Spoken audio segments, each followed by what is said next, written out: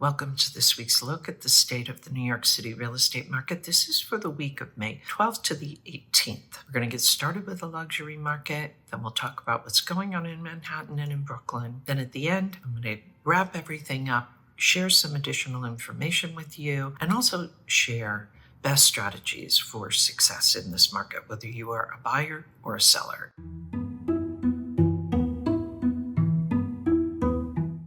There were 31 contracts signed in the luxury market last week. That is 5 fewer than the previous week. The number one contract was the 10th floor of 1125 Fifth Avenue. It was asking $20 million when it was listed in September. It's a full floor apartment. It has 4 bedrooms, 4.5 bathrooms, and a library.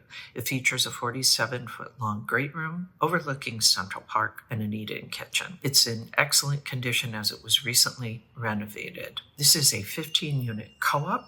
It allows up to $1.1 million in financing, and the amenities include a doorman and storage. The number 2 contract was the 14th floor at 620 Park Avenue. It was asking just under $20 million when it was listed in October. This is a duplex with 4 bedrooms, 3 bathrooms, 2 powder rooms, and 3 wood-burning fireplaces. The living room, formal dining room, and 2 bedrooms and sitting room all face Park Avenue. Upstairs on the 15th floor is a 24-foot entertainment room with vaulted ceilings, plus an office, pantry, and powder room, all surrounded by beautiful landscape terraces. This apartment comes with its own laundry room and 2 storage rooms in the basement of the building. The amenities in this 14-unit building include doorman, gym, and a rooftop terrace for residents. The co-op board allows 50% mortgage financing. The total weekly asking price sales volume, 829,185. Average asking price, 7,393,065. Median asking price, 5,995,000. Average discount from original ask to last asking price, 9%. And average days on the market, 453. So we're seeing a little pullback.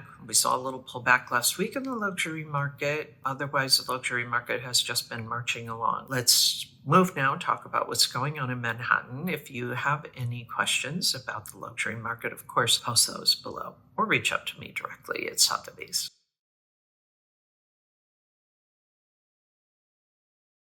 We saw the supply tick up for the week in Manhattan. 439 properties came on the market. That's up about 16.5%. Signed contracts, 229 for the week. That is down 8%.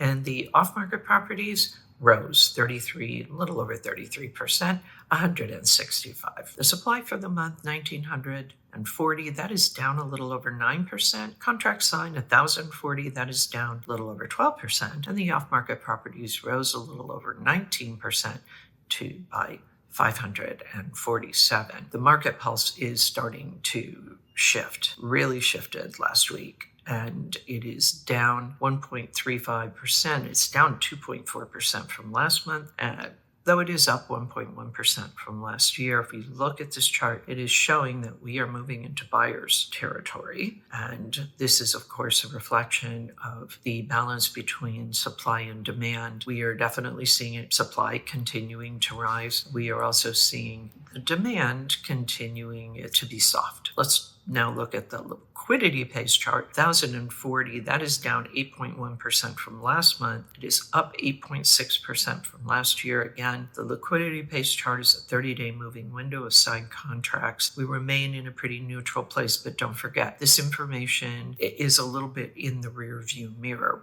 This is not the most to the moment. So likely we will see that by the time this chart kind of catches up with where we are today, it's going to look different. That's it for our look at Manhattan for the week. Now we're going to take a look at what is going on in Brooklyn.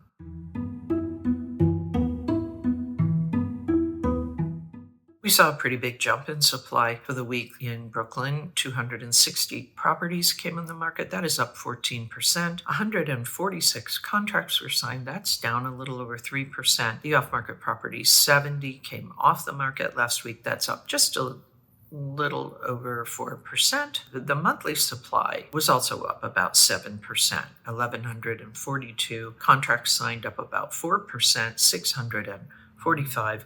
Off-market properties rose almost 40% at 300. The market pulse in Brooklyn has also shifted. We see the latest reading down 2.45%. That is kind of, let's call it net positive for the month.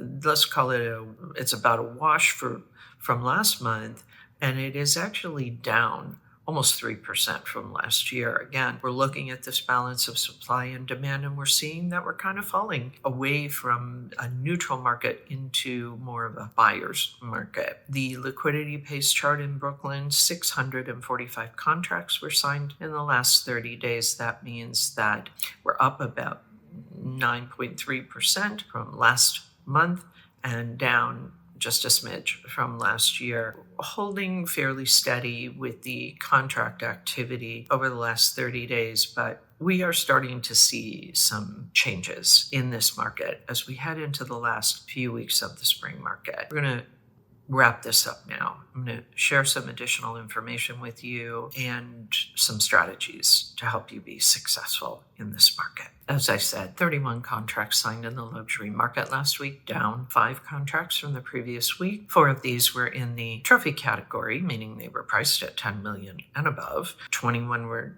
uptown, 10 were downtown, 15 were condos, 12 were co-ops, and 4 were townhouses. The conditions in Manhattan and Brooklyn are starting to move out of neutral territory and kind of shifting to favor the buyers. This is because we're seeing the supply continuing to rise, but the contract activity is not really keeping up with that. The total supply for Manhattan is 7,368, in Brooklyn 3,576. Pending sales in Manhattan 3,302, in Brooklyn 2,053.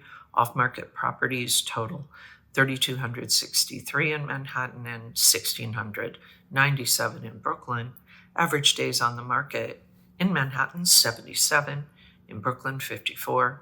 And as I said, this 30-day moving window of contract activity, the liquidity pace, shows in Manhattan 1,040 contracts and in Brooklyn 645. So as I said, Manhattan supply continuing to rise, contract activity down a little bit. We are in the last few weeks, probably 3 weeks of the spring market, what we historically think of as the spring market, mid-June sometime. Definitely in March, we saw a kind of a more enthusiastic market, right? We had inventory starting to come on the market. We're seeing a bit of an uptick in buyers making decisions, putting in offers, and more contracts being signed. April, when a lot of the macroeconomic news hit, things began to kind of hit pause in April.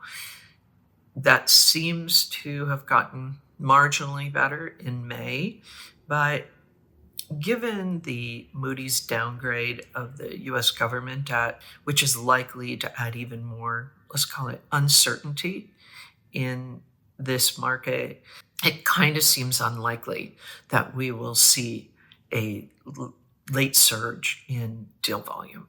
Brooklyn, pretty much the same story. Supply rising, contract activity kind of holding steady, but a bit lackluster comparatively.